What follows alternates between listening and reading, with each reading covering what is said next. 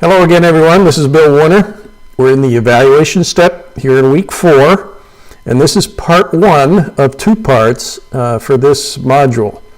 So here we're going to talk about your marketing strategy and all about how to go about doing that and create qualified leads. Let's go.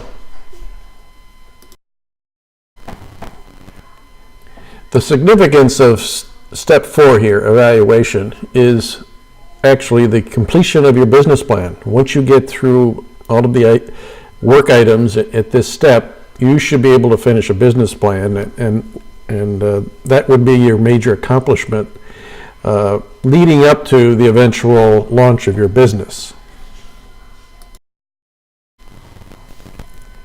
With respect to the evaluation of your business, there are 3 types that you should consider.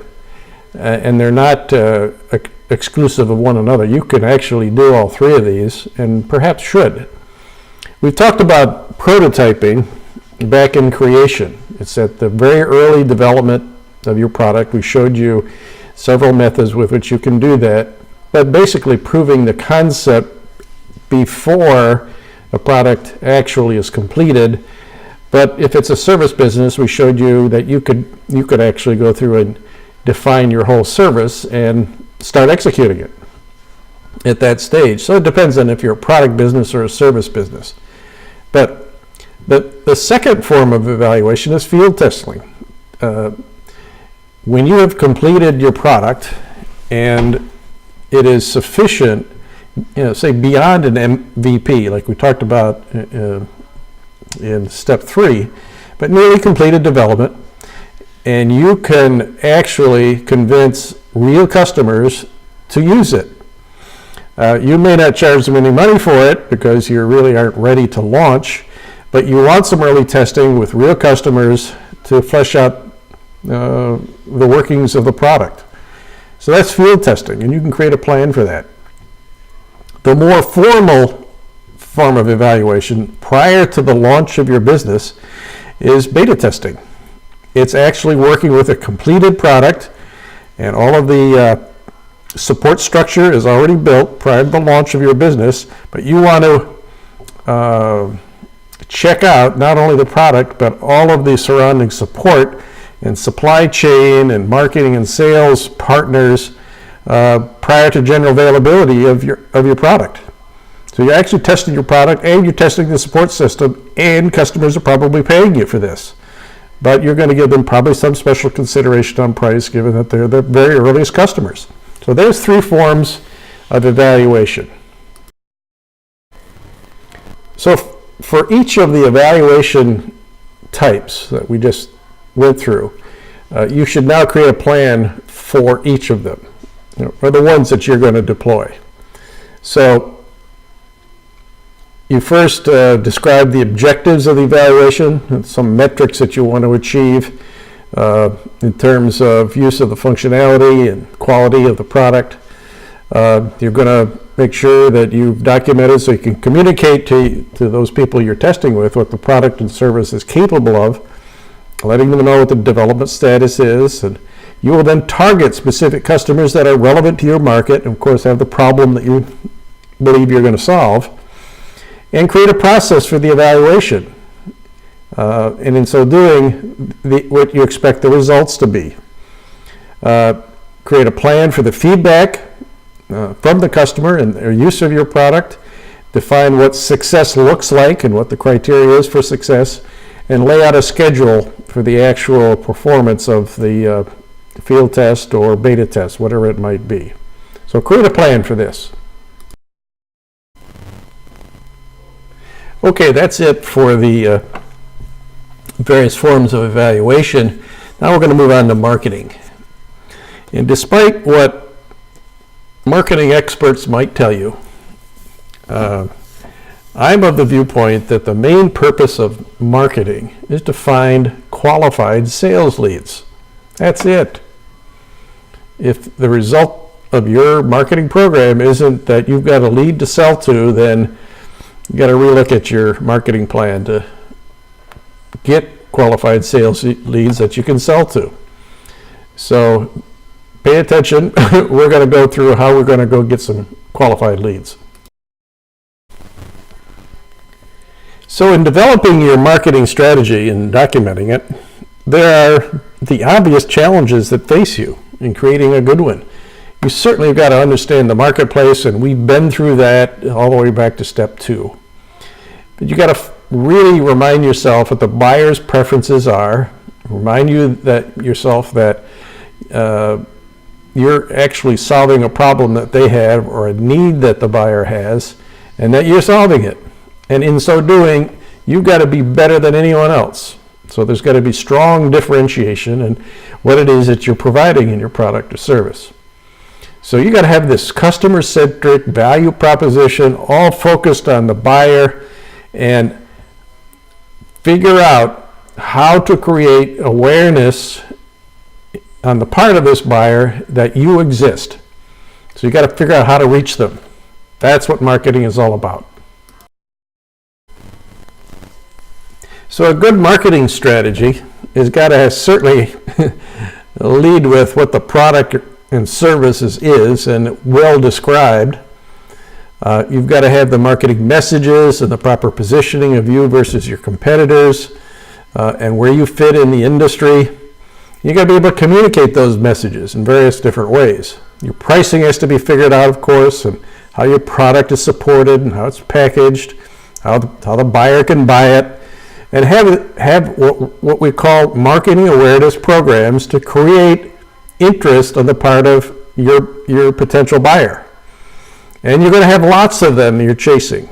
And I'll talk to you later about the concept of a pipeline, but simply put, it's a list of potential customers that you're chasing down and qualifying them as people that you want to spend more time with and actually sell them your product or service.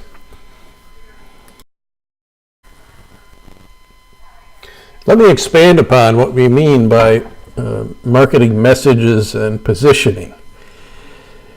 You really have to get across and describe in as few words as possible the customer benefits you provide. And we talked about this back when we created our marketing strategy earlier. So your value proposition could be messages about increased sales, reduced costs, lower expense, things that are quantifiable in the eyes of your customer. These messages communicate what this benefit is, and it's communicated right out front.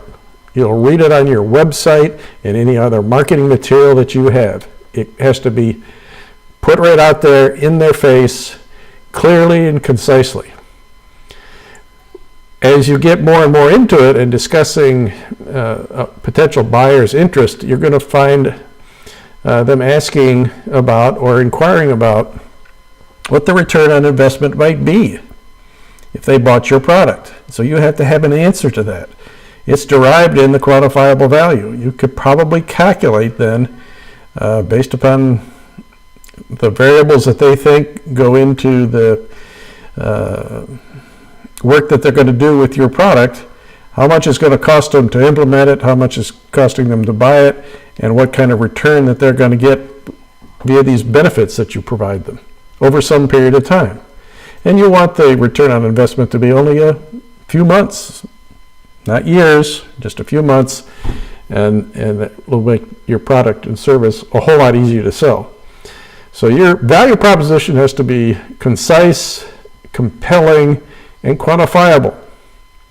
The industry positioning is simply, in the course of the conversation with a potential buyer, you're explaining where you fit in the marketplace versus competitors, versus other players that your customer may be working with, where the industry that you're in. So you have to have an understanding of the whole ecosystem in which you're doing business. And then from that, you can describe your competitive position and why you're better than your competitors. So your messaging and positioning is really at the heart of how you're going to gain interest from a potential customer. So you got all that. Now, exactly how are we going to communicate our messages? Well, the name of your product or service, you start there. It could have a descriptive name that kind of says who you are. It creates a brand image, if you will. And you support this brand image in your messaging. The look and feel of your website and your products and your packaging all communicate something about you and what you're trying to be in the eyes of your customer. Communicating the image, of course, the primary way you're going to communicate is your website and the rich content that you put on it via blog and other forms of content that communicate what you're all about. You're going to have a social media outreach that reaches out to potential buyers, prospects, if you will, and interest them in coming to your site and reading more about what you do and what your products are. Your logo and letterhead and business cards, any displays you have at trade shows, all have to communicate a consistent message, look and feel, and create this brand image I just mentioned earlier.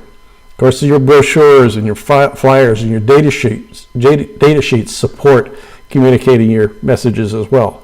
On your site, the richness of your content with respect to white papers, testimonials, guest bloggers, people who write about the industry you're in, all communicating and positioning your business and your product and services in the eyes of your potential customers so that they really get the full picture and really want to learn more about what you're doing.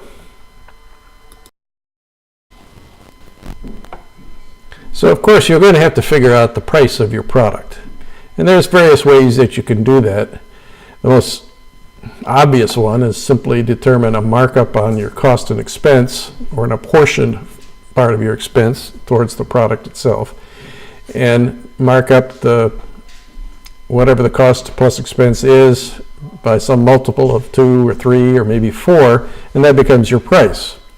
Then of course you're going to have to determine, is that going to wind up being competitive? Is it comparable to the pricing methodology or pricing results you see of similar products in the industry? The second method is uniqueness based on market demand. Now that's a tougher one, but you've always heard the term, we're going to price based upon what the market will bear. Well, that's what we're talking about here. And you get a sense of what a viable price might be based upon what other products like yours are being sold for in the industry, and then back check it against price versus cost, see if it gets a reasonable return or not. Third one is figure out what the competitors are doing and decide you're going to price under them and beat them in the market that way, or price a little bit over them and maybe add more value than they have. So that makes your higher price explainable. And then what the buyer will pay, a value-based scheme where you calculate your price based upon the benefit that you're bringing, the quantifiable benefit you're bringing to the buyer over a short period of time. So there's 4 ways to do it. However you do it, it's got to be competitive, and it's got to be perceived by the customer as having value to them. The next thing you've got to figure out is the packaging and the support of your product. 2 very key elements. The packaging is part and parcel to the portrayal of your message and what your brand is all about. It quite frankly helps sell your product. Packaging also exists for services, so it's packaged in a form of brochures, other written material, consistency with it, across all the forms of marketing material that you put together for a service. Then you got to explain how the product is supported. You have a warranty plan. You have a return policy. In the case of online services or online retail, you have online support because you can't afford to do it any other way. You're not going to be wanting to take telephone calls and answer emails or engage in live chat with people, because that Costs a lot of money. So figure out how a customer is going to be supported and determine that you've done everything possible to keep the expense of that as low as possible.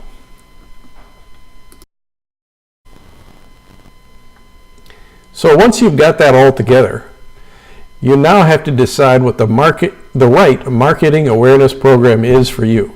I have a list here that's very long, and I've left off a few things that you could also do. The point I'm trying to make is you got to pick the right ones for your buyer.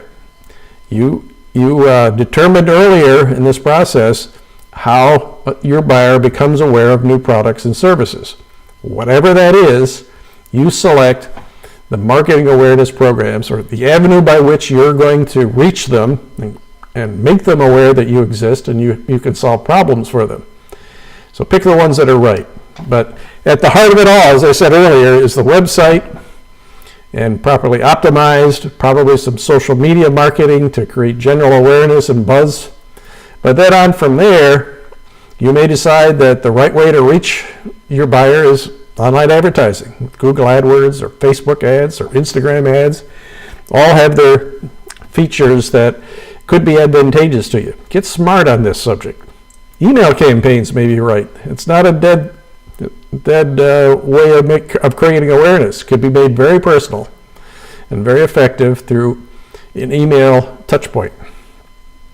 Of course, webinars and podcasts and public relations media, speaking engagements and seminar, and going to networking events to meet people all help you reach potential customers. And in any of these events, you're trying to generate interest, but by doing something for them.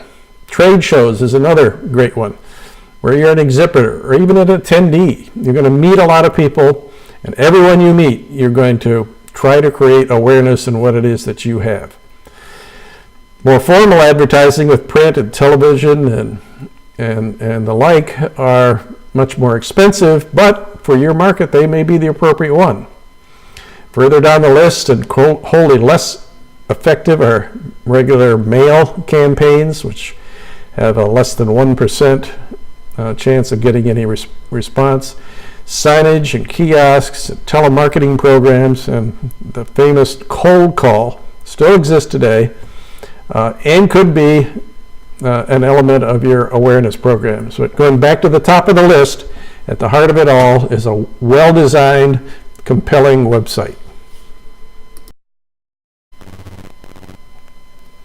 So all said and done, I've just described to you how you find leads through marketing awareness programs. I never did bother to tell you until now what a qualified lead is. It's pretty important that you know this. You have a lead qualification criteria. And it goes something like this, that the person you're talking to or the person that you have contacted is the economic buyer. They write the check, or they decide that the check gets written. They're the buyer. And indeed, they have the problem you're solving and they acknowledge that, or they want the opportunity you provide and acknowledge that instead. That their need is urgent, they really want it, they want it now, and they have the ability to pay now. And that there's a clear process to sales closure. If you can ask these 6 questions in the course of meeting a potential buyer, and the answer to all of this is yes, 6 times, you've got a qualified lead on your hand. And that's somebody you should then take the next step and sell to. So I promised to tell you what a lead funnel is and talk to you a little bit about how to manage prospects all the way to qualified leads. So this little funnel here takes prospects into the top, lots and lots and lots of them, and that's done through your marketing awareness programs. But now you're going to take them through a qualification process, which goes something like this. You've made contact with them, you've provided them information, you've established a relationship, interest has been established on their part, their qualification is established, as I described earlier, and then you set up a sales meeting with the appropriate salesperson in your company. And you do this over and over and over again with long lists of prospects some of which are going to turn out to be qualified leads, many of which will not. And those that are not, you never forget, you put them on your email list and for your newsletter and all sorts of things like that, because later on, they may become qualified. You never know. So don't burn any bridges with these people. You may wind up selling to them in a year or less. You never know. So we're going to break right here, and that's the end of part 1. And you can start working on your evaluation plan. You can start working on your marketing plan and create with respect to the awareness programs that you're going to have to put in place. That takes some thought. And then go ahead before class and review the evaluation part 2 presentation that's available to you. Okay, that's the end of this module.